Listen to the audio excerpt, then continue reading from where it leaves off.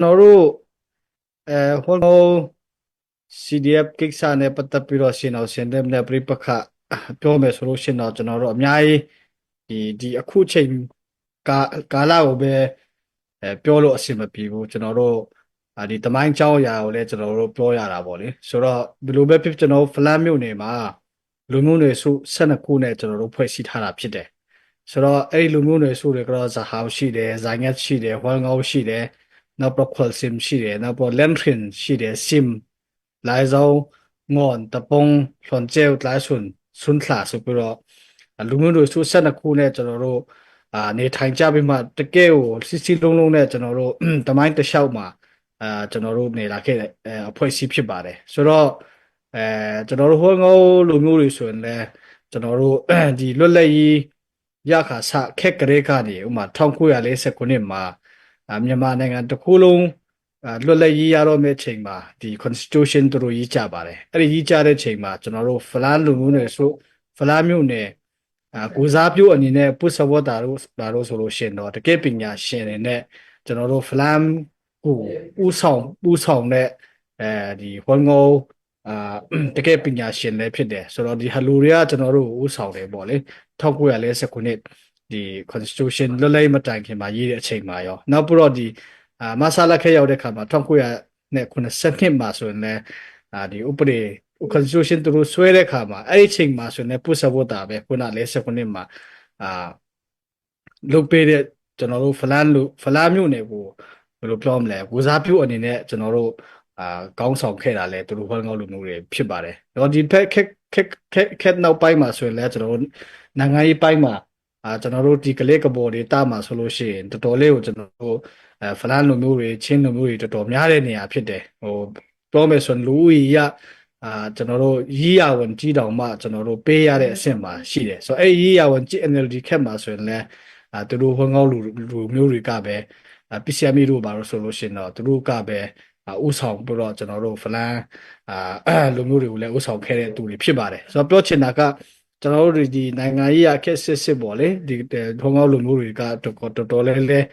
ပညာတတ်တွေများတယ်ကျွန်တော်တို့ဖလန်းလူမျိုးတွေကိုလည်းတော်တော်လေးနိုင်ငံရေးရတော်၎င်းဥဆောင်တဲ့သူတွေဖြစ်ပါတယ်ဆိုတဲ့ဟာကိုပထမဆုံးပြောကြားချင်ပါတယ်ဆိုတော့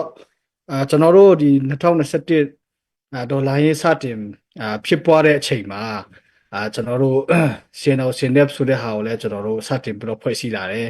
နောက်ပြီးတော့ CDF ဟောငေါရမ်ဆိုပြီးတော့ HPO နိုင်ငံရေးဖက်မှာဟောငေါရမ် People Organization ဆိုပြီးတော့ပေါ်လာတဲ့အချိန်မှာကျွန်တော်တို့ပထမမှာကျွန်တော်တို့ CNO ရှင်တဲ့အနေဖြစ်ကျွန်တော်တို့စာထုတ်ပြန်ထားတဲ့ဟာရှိပါတယ်2021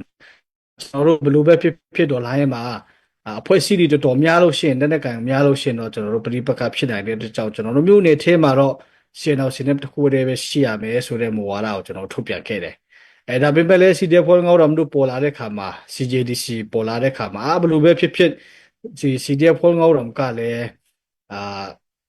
ာဒီစစ်ကောင်စီကိုတိုက်ခိုက်ဖို့ရန်တော့ဖွဲ့စည်းတဲ့အဖွဲ့အစည်းမလို့ဆိုတော့ကျွန်တော်တို့ရဲ့မူဝါဒဒီCNF တခုတည်းပဲရှိရမယ်ဆိုတဲ့မူဝါဒတောင်းမှကျွန်တော်တို့ကဖြတ်ပြီးတော့သူတို့ကိုသူတို့ရဲ့ယက်တီချက်သူတို့ရဲ့ဖြစ်တီချက်ကိုကျွန်တော်လက်ခံပြီးတော့သူတို့ရဲ့ရွေချက်ကလည်းစစ်ကောင်စီကိုတိုက်ပါတယ်စစ်ကောင်စီကိုတိုက်မယ်ဆိုတဲ့အရာဖြစ်တဲ့အတွက်ကြောင့်ကျွန်တော်လက်ခံခဲ့တာဖြစ်ပါတယ်ဆိုတော့အဲ့တခြားလုံးမှာ CJD တခြားလုံးမှာဆိုလဲကျွန်တော်တို့ဖွဲ့ကြားမှာပြဿနာလေးတွေတော့ရှိပါတယ်အဲ့မှာဆိုရင်လဲ CJDC အနေနဲ့ဖြည့်ရှင်းပေးနိုင်ခဲ့တဲ့ဟာရှိသလိုကျွန်တော် CJDC တုံးမှာကျွန်တော်တို့မဆွေးနွေးခင်ကတည်းကနေကျွန်တော်တို့သူတို့နဲ့အချိန်ချင်းတွေ့တဲ့ချိန်မှာသူတို့လည်းကျွန်တော်ပြောတာကစစ်ကောင်စီတိုက်တာတော့ဟုတ်ပါတယ်ဒါပေမဲ့လည်းကျွန်တော်ဖလားမြို့နယ်ထဲမှာနေမီတတ်မှတ်ပြီးတော့ territory တခုတတ်မှတ်ပြီးတော့ဒါကျွန်တော်တို့ရဲ့ဟောငေါရမ်ကျွန်တော်ဟောငေါလူမျိုးတွေဒါကျွန်တော်တို့ရဲ့နေဖြစ်ပါတယ်ဆိုပြီးတော့ဒေါ်လာရဲ့ကာလမှာနေပြီးတတ်မှတ်လို့ရှိရင်တော့ကျွန်တော်တို့ပြိပခါအများကြီးဖြစ်နိုင်တယ်ဒါကြောင့်ဒီဟာကိုနေမီမတတ်မှတ်ဖို့ဆိုပြီးတော့ကျွန်တော်တို့သူတို့နဲ့အချိန်ချင်းဆွေးနွေးခဲ့တာရှိပါတယ်ဆိုတော့ဒါပေမဲ့မအောင်မြင်ခဲ့ဘူးယနေ့ချိန်ထိပေါ့လေဆိုတော့အဲ့ဒါကိုကျွန်တော် CJDC မှာဆိုရင်လည်း2023လောက်ထင်ပါတယ်အဲ့မှာဆိုရင်လည်းကျွန်တော်တို့ပြန်ပြီးတော့ CJDC အနေနဲ့ဆွေးနွေးချက်ကတော့ဒီဟွမ်ငေါတော်မနေနဲ့ဒီဖလားမျိုးနေထဲမှာဒီလိုမျိုးနေပြီးတတ်မှတ်ပြီးတော့အုပ်ချုပ်တာမဟုတ်ဘဲနဲ့အုပ်ချုပ်ရေးကောက်ထဲပေါ်မယ်ဆိုရင်လည်းကျွန်တော်မြို့နယ်ဖြစ်တဲ့ CNL စင်တဲ့မှာနှစ်လတစ်ချိန် report လုပ်ရမယ်ဆိုတော့လောက်ထိကျွန်တော် CJDC မှာ agreement ရှိလာခဲ့ပါတယ်ဒါပေမဲ့လည်းသူတို့ CNF နဲ့ပေါင်းပြီးမှဒီRE နဲ့တောင်စစ်ကောင်စီစခန်းတွေကိုသူတို့တင်ပိုက်တဲ့အချိန်ကနေစပြီးတော့တဖြည်းဖြည်းချင်းနဲ့သူတို့ကနေပြီးတတ်မှတ်လာပြီးတော့အခုနေပြီးတတ်မှတ်လာပြီးတော့အုပ်ချုပ်ရေးကဏ္ဍရောပညာရေးကဏ္ဍရောသူတို့လောက်လာတဲ့ဟာရှိတယ်ဒါတွေကသူတို့လောက်တဲ့ဟာတော့ကျွန်တော်တို့မကွန့်ကွက်ပါဘူးယနေ့ထိချေဒါပေမဲ့တခုရှိတာကသူတို့နေပြီးတတ်မှတ်တဲ့နေရာမှာသူတို့ကပဲအုပ်ချုပ်ရေးလုပ်ရမယ်ကျွန်တော်တို့ CNL စင်တဲ့အုပ်ချုပ်ရေးလုပ်တဲ့အုပ်ချုပ်ရေးလုပ်တဲ့အုပ်ချုပ်ရေးမှုတွေဆိုရင်သူတို့ကချင်းချောက်တယ်နောက်ပြီးတော့ပညာရေးကျန်းမာရေး public service နဲ့ပတ်သက်ပြီးတော့လဲကျွန်တော်တို့ CNL ထောက်ခံတဲ့သူတွေကအများကြီးရှိတယ်အဲ့ဒီအများကြီးရှိတဲ့သူတွေကိုသူတို့ဒီ Holngoram CDF SPD HPO ခင်ဗျားတို့မချိတ်လို့ရှိရင်မ join လို့ရှိရင်တော့ခင်ဗျားတို့ဒီကြောင်းမှာလဲနေလို့မရဘူးဆိုတဲ့လောက်ထိလူမျိုးရေးပြဿနာဖြစ်ပွားအောင်ကိုတမင်တခါဖန်တီးပြီးမှဒီကိုယ့်ရဲ့နေမျိုးတတ်မှတ်ပြီးမှအဲ့လိုမျိုးဖြစ်လာတဲ့အခါမှာကျွန်တော်ပရိပခတွေကဒီထက်မကပို့ပြီးတော့ဆူရလာတာရှိပါတယ်ဆိုတော့အဲ့လိုပုံစံနဲ့ကျွန်တော်တို့တွားပြီးတော့ဒီ2025နောက်ပိုင်းမှာကျွန်တော်ဖလန်တင်းနောက်ပိုင်းမှာဆိုရင်လည်းဒီပြဿနာတွေကတော်တော်ဆိုးပါတယ်ဖလန်မသိခင်မှာဆိုလို့ရှိရင်ကျွန်တော်တို့ကဥပမာကျွန်တော်တို့ရေးဘော်တွေကတခါလေကြိုက်အဖက်မှာတွားရီဆိုတာကကျွန်တော်တို့ဖလားမျိုးနယ်ထဲမှာရှိတဲ့ဖြစ်ရီမျိုးဖြစ်ပါတယ်ဆိုတော့အဲ့ဖက်မှာတခါလေတွားလို့ရှိရင်လည်းသူတို့ uniform နဲ့တွားလို့ရှိရင်သူတို့ uniform ကိုချုပ်ခိုင်းတယ်အမျိုးမျိုးပေါ့ but district ကိုချုပ်ခိုင်းတယ်ကျွန်တော်တို့ဘယ်လိုပြောမလဲကျွန်တော်တို့ရဲဘော်တွေကိုလည်းအဲ့လိုနှိပ်စက်ခဲ့ရတာရှိတယ်နောက်ပြီးတော့ကျွန်တော်တို့ CNL တို့ supporter တွေဆိုရင်လည်းဖမ်းဆီးတဲ့ဟာတွေရှိတယ်အဲ့လိုဖြစ်လာတဲ့အခါမှာကျွန်တော်တို့ဒီ2025မတိုင်ခင်ထိတော့ကျွန်တော်တို့တိခံပြီးတော့ခွင့်လွှတ်တဲ့အခြေအနေမှာရှိတယ်ဘယ်လိုပဲဖြစ်ဖြစ်ကျွန်တော်တို့သူတို့ကကျွန်တော်တို့ရဲ့ဘယ်လိုပြောမလဲဒီညီကိုတွေဖြစ်တယ်ဆိုတဲ့စိတ်ထားနဲ့ကျွန်တော်တို့တိခံခဲ့တယ်ဒါပေမဲ့2025ကျွန်တော်တို့ဒီဖလားမြို့တင်ပွဲရှင်ရွေးပြီးတဲ့ချိန်မှာဒီဖက်သူတို့နေပြီးတတ်မှတ်တဲ့ဖက်မှာကျွန်တော်တို့ထောက်ခံတဲ့ရွာတွေရှိတယ်အဲ့ဒီရွာတွေမှာကျွန်တော်တို့ဖလားမြို့တင်ပွဲအောင်ပွဲခံဖို့ရန်တွဲဆိုပြီးတော့ကျွန်တော်တို့ဖိတ်တဲ့ခါမှာကျွန်တော်တို့president ဦးဆောင်ပြီးမှလူကြီးတွေဦးဆောင်ပြီးမှရဲဘော်တွေနဲ့အဲ့ဒီပွဲခံဖို့တွားတဲ့အချိန်မှာkick တနေရာကနေသူတို့တားဆီးပြီးမှကျွန်တော်တို့ CS ကိုလည်းသူတို့ကိုထိလျောက်ဆော်ကားတယ်နောက်တော့ကျွန်တော်တို့ကားတွေဆိုလည်းသူတို့မှန်ခွဲတယ်ဒါပေမဲ့ကျွန်တော်တို့အပါမaction ယူတဲ့ဟာမရှိဘူးဘယ်လိုပဲဖြစ်ဖြစ်ဒါသူတို့ကဘယ်လိုပြောလဲဆိုတော့ဒီ code side kick ပေါ့နာပဲ kick နာပဲ code side kick လို့ခေါ်တယ်အဲ့ code side ရောက်တဲ့ခါမှာအမေတို့ဒီရှီတူလာလို့ရှိရင်တော့သူတို့ဘက်ကနေပြစ်မယ်ပေါ့လေဆိုတော့သူတို့ဘက်ကနေတော်တော်လေးကိုချင်းချောက်တဲ့အခြေအနေမှာရှိတယ်ဆိုတော့ကျွန်တော်တို့ကလည်းပြိပခမလို့ချင်တဲ့ခါကျွန်တော်ဘယ်လိုပဲဖြစ်ကျွန်တော်နောက်ဆုတ်ရအောင်ဆိုပြီးမှဒီပြည်သူတွေကဟိုပွဲချင်းပဖို့ရအောင်ပွဲချင်းပဖို့ရတော့ကျွန်တော်တွားတဲ့ဟာတောင်မှပြည်သူတွေတောင်မှကျွန်တော်တောင်းပါရတယ်ကျွန်တော်တို့ဒီမှာဖြတ်တန်းခွင့်မရတဲ့အတွက်ကြောင့်ကျွန်တော်အချိန်မရောက်လာနိုင်ဘူးဆိုပြီးတော့ပြည်သူတွေကိုလည်းကျွန်တော်တို့ဟိုဘယ်လိုပြောမလဲတောင်းပန်ရတဲ့အခြေအနေမှာရှိတယ်နောက်ပြီးတော့2025မတိုင်ခင်မှာ2023 2024လောက်မှာထင်ပါတယ်ဆိုတော့အဲ့အချိန်မှာကျွန်တော်တို့ဒီဖက်ကျွန်တော်တို့ Vice President ရှင်နာဝေး Vice President 2သူကဒီဖက်ကျော်ဖက်မှာခရီးသွားတဲ့ချိန်မှာအပြန်လေကျော်ဖက်မှာအိန္ဒိယဖက်ကိုခရီးသွားနေပြန်မှာကျောင်းမှာထမင်းစားနေတဲ့အချိန်မှာကျွန်တော်တို့ Home Affairs Secretary လည်းပါတယ်ကျွန်တော် Vice President 2လည်းပါတယ်သူတို့ရဲဘော်တွေကဝိုင်းပြီးမှသူတို့ကိုချင်းချောက်တယ်ဖမ်းဖို့ရန်တွက်လုပ်တယ်ဆိုတော့ပြဿနာကတော်တော်လေးကြီးမားတဲ့အနေထားမှာရှိတယ်ဆိုတော့စဉ်းစားကြည့်ပါဥပမာ CNF ရဲ့ Vice President ကပုရှိခါဖြစ်တယ်ပုရှိခါကိုခင်ဗျားတို့ဝိုင်းပြီးမှ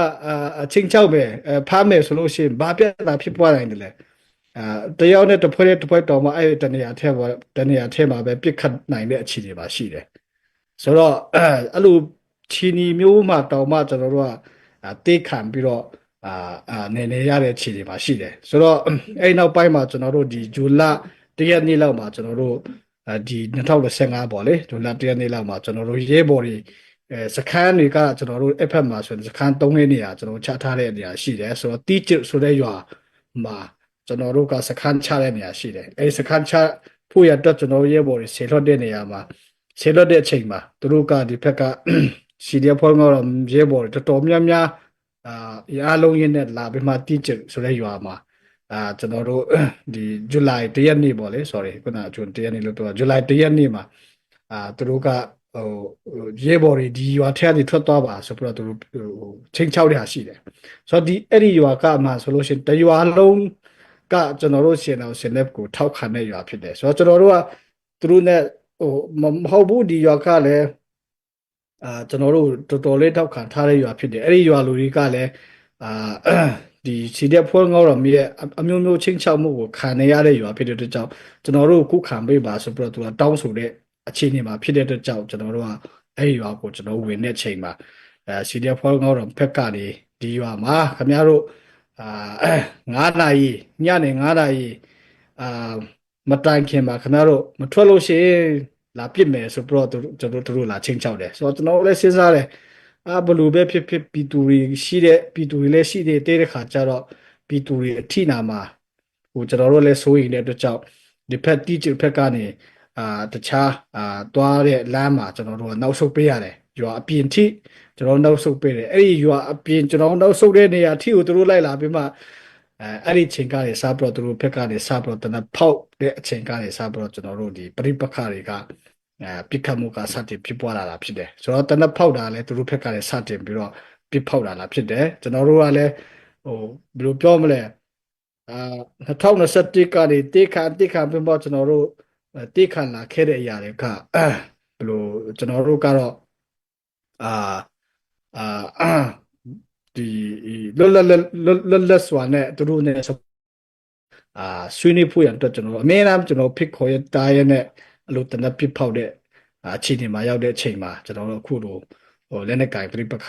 ဖြစ်ပွားလာတာဖြစ်ပါတယ်နောက်ပြီးတော့ကျွန်တော်တို့ကျွန်တော်တို့လိုချင်တဲ့ဟာပေါ့လေကျွန်တော်တို့အဓိကလိုချင်တဲ့ဟာကကျွန်တော်တို့သူတို့လည်းပြောတယ်ဒီပြဿနာတွေနေမီပြဿနာတွေကဒေါ်လာရေးကာလမှာနေမီတတ်မှတ်ပြီးတော့မလုပ်ဘဲနဲ့ဒေါ်လာရေးကာလမှာတော့ကျွန်တော်တို့စီစီလုံးလုံးနဲ့အားလုံးအတူတူနေကြမယ်ခင်ဗျားတို့လူချင်တဲ့ဟာကိုလည်းကျွန်တော်တို့ကအတိမပြုတ်တယ်ဒါဟိုပေါ့လူမျိုးတွေစုအားလုံးရဲ့ရတင်ရထိုက်တဲ့အခွင့်အရေးတွေကတော့ကျွန်တော်တို့ရကိုရမယ်ဆိုတာကျွန်တော်တို့ယုံကြည်တယ်ဒါပေမဲ့လည်းဒီဒေါ်လာရဲ့ကာလမှာဒီဟာကြည့်ဦးနေပြီးတတ်မှတ်ပြီးတော့မလုပ်ဘဲနဲ့ဘာလို့ဆိုကျွန်တော်တို့မှာတိကျတဲ့ဖွဲ့စည်းပုံအခြေခံဥပဒေလည်းမရှိသေးဘူးအဲ့ဒီဖွဲ့စည်းပုံအခြေခံဥပဒေတေချာလဲကျွန်တော်တနိုင်ငံလုံးအတိုင်းတာကျွန်တော်ချင်းပြည်နယ်အတိုင်းတာနဲ့ပေါ်လာတဲ့ချိန်ကျတော့ပြည်သူတွေနဲ့အတူတကွဆွေးနွေးကြပြီးမှconstitution ဆိုတာဘယ်လိုအုပ်ချုပ်ရမလဲနေမီဘယ်လိုတတ်မှတ်ရမလဲဆိုတဲ့ဟာတွေပါတယ်လေဆိုတော့ဒီဟာတွေဖြစ်ပေါ်လာတဲ့အချိန်မှာလူထုရဲ့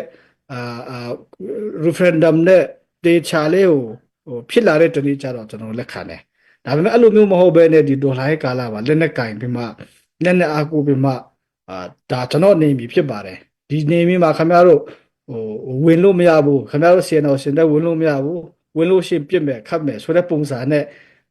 တွားတဲ့အခါမှာအခုလိုပြိပခဖြစ်လာတာဖြစ်ပါတယ်ဆိုတော့ကျွန်တော်တို့ကခုနပြောသလိုကျွန်တော်အမြဲတမ်းပြောတယ်co-exist သူတို့လည်း co-existed in harmony ဆိုတဲ့ဟာကိုကျွန်တော်တို့ကရွေးချယ်တယ်သူတို့လည်းသူတို့ရဲ့တည်ရှိမှုကိုကျွန်တော်လည်းစားတယ်အဲ့ဒါကြောင့်သူတို့လည်းဒီမှာရှိရမယ်ကျွန်တော်တို့လည်းရှိမယ်သူတို့လည်းပညာရေးကောင်းထည်ပေါ်မယ်ကျွန်တော်တို့လည်းကောင်းထည်ပေါ်မယ်ပြည်သူတွေကပဲရွေးချယ်ပါဘယ်သူကဘူကောင်းလဲဆိုတော့ပြည်သူတွေကပဲရွေးချယ်ရမှာဖြစ်တယ်ဆိုတော့ကျွန်တော်တို့ peaceful coexistence ကိုကျွန်တော်တို့ကသူတို့ ਨੇ ဆွေးနွေးဖို့ရန်အတွက်လဲသူတို့ကအချိန်ချင်းပြောတာဖြစ်ပါတယ်အခုချိန်မှာဆိုရင်လဲကျွန်တော်တို့ကအတူတကွရှင်တွဲနေထိုင်ကြီးဆိုတဲ့အရာကိုပဲကျွန်တော်တို့ရှိရှုပါတယ်ဒီပြဿနာတွေကိုလက်နဲ့ဖြေရှင်းတာမဟုတ်ဘဲနဲ့နိုင်ငံရေးစပွဲပေါ်ဖြေရှင်းပြီးတော့အတူတကွစီလုံးလုံးနဲ့ရှင်တွဲနေထိုင်ကြီးကိုပဲကျွန်တော်တို့ကတွားချင်တာဖြစ်တယ်နောက်ပြီးနံပါတ်2မှာဒီနေဆက်မှာဒီ dream နဲ့တယောက်ကနေဆက်ဖြစ်တယ်အဲ့နေဆက်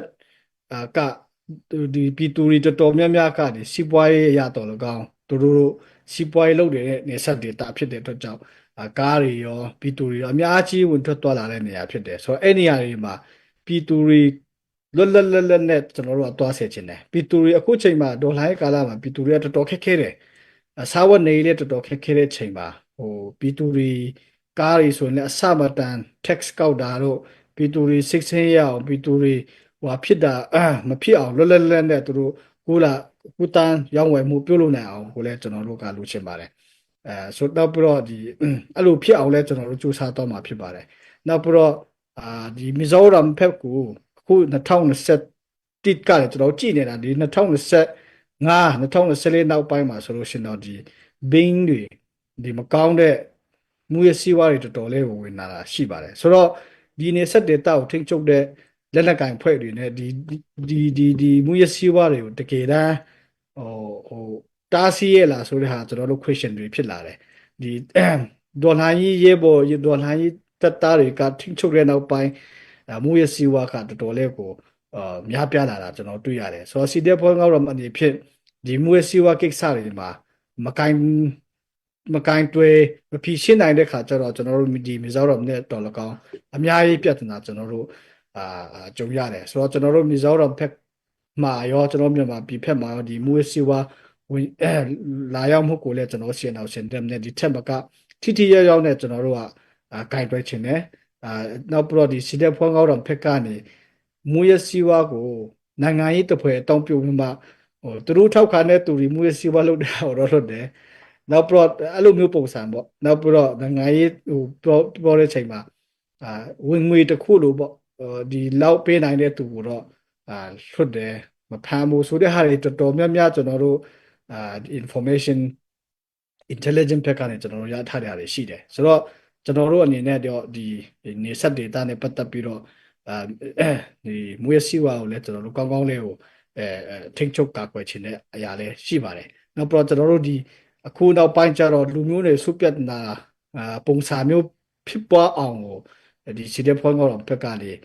မိပွားမိမိမိမြိုက်တဲ့ဟာရှိပါတယ်ဆိုတော့ဥပမာအဓိကဇဟာလိုမျိုးနဲ့ဝန်ငေါကြားမှာပြဿနာဖြစ်တယ်လို့ CDF ဟိုပေါ့ CNDF ကဇဟာပဲအုပ်ချုပ်တဲ့ဖွဲ့စည်းပုံစံလိုမျိုးဖြစ်အောင်ကိုတမင်တကာကျွန်တော်တို့ဒီ online platform တွေမှာရောတမင်ဖြတ်နေတဲ့ဟာတွေရှိပါတယ်ဆိုတော့ကျွန်တော်တို့အနေနဲ့ဖလားမြို့နယ်မှာလူမျိုးတွေစု12ခုရှိတဲ့အရာငင်းငင်းချမ်းချမ်းနဲ့စီလုံးနဲ့ကျွန်တော်တို့ဒီဒီထီးရိတ်တစ်ခုအောက်မှာပဲကျွန်တော်တို့ကတွားချင်တာဖြစ်တယ်အဲ့လိုကျွန်တော်တို့ဖလားမြို့နယ်စီးလုံးနိုင်လို့ရှိရင်ကျွန်တော်ချင်းပြည်စီးလုံးနိုင်ဖို့ရန်တော်လဲတကယ်ကိုအရေးကြီးတဲ့first step ဖြစ်ပါတယ်ကျွန်တော်ချင်းပြည်နယ်တစ်ခုလုံးစီးလုံးနိုင်ဖို့ရန်အတွက်အဓိကလိုအပ်ချက်ကဖလားမြို့နယ်ထဲမှာအရင်စီးလုံးရမှာဖြစ်တယ်အဲ့လိုပဲမင်းတပ်မြို့နယ်ထဲမှာအရင်စီးလုံးရမှာဖြစ်တယ်အဲ့လိုပဲတိတိမြို့နယ်ထဲမှာအရင်အားလုံးစီးလုံးနဲ့တွားနိုင်မှာပဲကျွန်တော်ချင်းပြည်နယ်ပြည်နယ်စစ်မှာလည်းကျွန်တော်တို့စီးလုံးနိုင်မှာဖြစ်တယ်ကျွန်တော်ကတခါလေကြာရင်ကျွန်တော်ပြောတယ်စီးလုံးရေးကိုပြည်နယ် level မှာပဲကျွန်တော်ရှာပြီးမှတကယ် ground level မှာကျတော့အကွဲလိုက်ဖြစ်အောင် divide and rule ဖြစ်အောင်လုပ်နေတဲ့အရာတွေကိုကျွန်တော်တို့ကလုံးလဲကန့်ကွက်တယ်လုံးလဲကိုမလုပ်ချင်ဘူးကျွန်တော်တို့ဖလားမြို့နယ်ထဲမှာဆိုရင်ကျွန်တော်တို့မိသားစုကိစ္စဖြစ်တဲ့ကြောင့်ကျွန်တော်မိသားစုထဲမှာစီလုံးနဲ့တွားနိုင်ဖို့ရအတွက်အားလုံးပြည်သူတွေနဲ့လည်းဝိုင်းဝန်းပြီးတော့ကိုကြီးပေးဖို့ရအတွက်ကျွန်တော်တို့တောင်းဆိုချင်ပါတယ်နောက်ပြီးတော့တားရှိသွားပြီလားမသိဘူးရတယ်ဆက်ပြောပါဆက်ပြောဟုတ်ကဲ့တခုအနေနဲ့ကျွန်တော်တို့ဒီonline platform တွေမှာလည်းကျွန်တော်တွေ့တယ်အခုဟောငေါရမ်နဲ့ pick ခတ်တဲ့လက်နက်ကန် brief ကဖြစ်တဲ့အချိန်မှာYDF လည်းပါတယ် Generation Army လည်းပါတယ်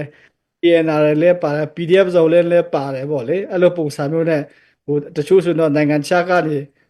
စနိုက်ပါသမားတွေလည်းပါတယ်ဆိုတဲ့ပုံစံမျိုးအမျိုးတင်ဖြန့်တဲ့ဟာရှိတယ်ဆိုတော့ကျွန်တော်တို့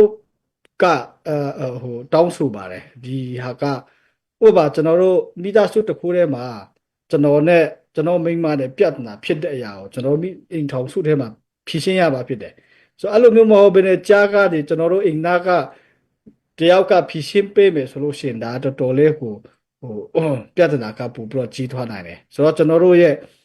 မိသားစုအတွင်းထဲမှာဖြစ်တဲ့ကိစ္စကိုကျွန်တော်မိသားစုအတွင်းထဲမှာပဲကျွန်တော်တို့ဟာကိုကျွန်တော်ဖြေရှင်းချက်ပါတယ်ဆိုတော့ကျွန်တော်တို့ဘက်မှာလည်း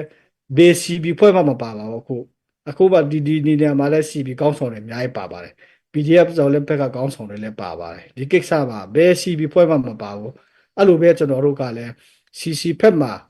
CC ကကောင်းဆောင်တွေလည်းဒီပြိပခါမှာမပါကြဖို့နဲ့CNF ကောင်းဆောင်တွေလည်း CNL တွေလည်းဒီမှာမပါကြဖို့ကျွန်တော်တို့ကမေတ္တာရပ်ခံပါတယ်။ဘာဖြစ်လို့လဲဆိုတော့ကျွန်တော်တို့ဖလမ်ကျွန်တော်တို့မိသားစုထဲမှာဖြစ်တဲ့ပြဿနာကို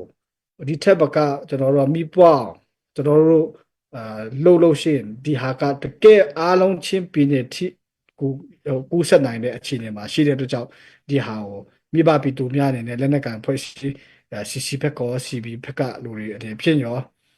ဒီဟာကိုဘယ်လိုပုံစံနဲ့ဒီနှစ်ဖွဲ့ကြားမှာငြိမ်းချမ်းနိုင်မလဲဆိုတော့approach နဲ့ပဲကျွန်တော်တို့ကိုကူညီပေးပါလို့ကျွန်တော်တို့ကတောင်းဆိုချင်ပါတယ်နောက်ပြီးတော့နောက်ဆုံးအနေနဲ့ကျွန်တော်တို့ဒီမီဒီယာတွေမှာကျွန်တော်တို့တော်တော်လေးကိုဟိုပါပေါ့ရေးသားတဲ့ဟာတွေလည်းကျွန်တော်တို့အများကြီးတွေ့ရတဲ့ဟာတွေရှိတယ်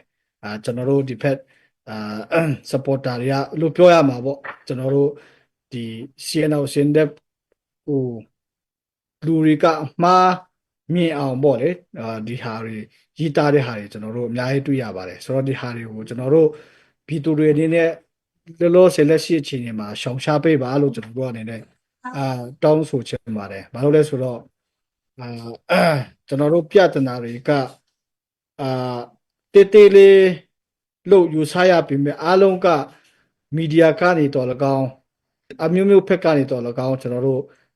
မိပွားလို့ရှိရင်ဒါဒီပြဿနာကချင်းပြည်နယ်တစ်ခုလုံးတောင်မှဥဆက်နိုင်တဲ့အနေအထားမှာရှိတဲ့ကြောင့်ပြည်သူတွေအနေနဲ့ရောဒီကခေါင်းဆောင်တွေအနေနဲ့နားထောင်တဲ့သူတွေကလည်းကျွန်တော်တို့နှစ်ဖွဲ့ကြားမှာအမြန်ဆုံးမြင့်ချမ်းရေးကျွန်တော်တို့ရရှိနိုင်ပြီးတော့အတူရှင်တွဲနေထိုင်ပြီးတော့ဟို living in harmony ပေါ့လေအဲ့လိုဖြစ်အောင် harmony လို့ပြောတဲ့အခါမှာကျွန်တော် music လေ့လာတဲ့သူဖြစ်တဲ့အတွက်ကြောင့် harmony လို့ပြောတဲ့အခါမှာအတန်တူတဲ့ဟာ harmony လို့မခေါ်ပါဘူး soprano ရှိတယ် bass ရှိတယ် tenor ရှိတယ် alto ရှိတယ်တခုမှအတန်မတူ bass နဲ့ bass တစ်လုံးထဲနဲ့ဆိုလို့ရှိရင်လည်းအတန်ကကောင်းတာမဟုတ်ဘူး alto တစ်လုံးထဲနဲ့ပဲ alto တစ်ခုထဲနဲ့ပဲဆိုရင်လည်းအဆင်မပြေဘူးဒါပေမဲ့အဲ့ဒီလေးတန်ကိုပေါင်းတဲ့အခါမှာ harmony လို့ခေါ်ပါတယ်ဆိုတော့ကျွန်တော်တို့ခံယူချက်ကအားလုံးတူနေစရာမလိုပါဘူးစီတဲ့ဘွန်းကောင်းတော့ဖက်ကလည်းသူတို့ဟာသူတို့ခံယူချက်ရှိပါမယ်ကျွန်တော်တို့လည်းခံယူချက်ရှိပါမယ်မတူညီဘူးဒါပေမဲ့ living in harmony လို့ပြောတဲ့အခါမှာအဲ့လိုမတူညီတဲ့ဟာတွေတွဲပြီးမှအတူရှင်တွဲနေထိုင်တဲ့ဟာကို living in harmony လို့ခေါ်ပါတယ်ဆိုတော့ကျွန်တော်တို့ကကျွန်တော်ဖလားမျိုးနေထဲမှာဖြစ်တဲ့နေရာမှာအဲ့လိုပုံစံနဲ့ပဲကျွန်တော်တို့တွားချင်ပါတယ်လို့ပြောကြားချင်ပါတယ် thank you ပါကျေးဇူးအများကြီးတင်ပါတယ်ဆက်